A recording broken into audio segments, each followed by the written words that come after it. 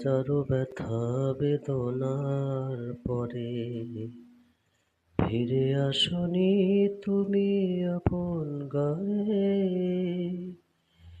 দিনের আলো তুমি ছড়িয়ে দিতে চলে গেলে মদিনায় মক্কা ছেড়ে। হে রাসূল, তোমাকে ভুলি আমি কেমন করে। হে রাসূল, তোমাকে ভুলি আমি কেমন করে। খেয়ে না খেয়ে দিন প্রচারের কাজে নিজেকে দিয়েছো বিলিয়ে। খেয়ে না খেয়ে দিন প্রচারের কাজে নিজেকে দিয়েছো বিলিয়ে।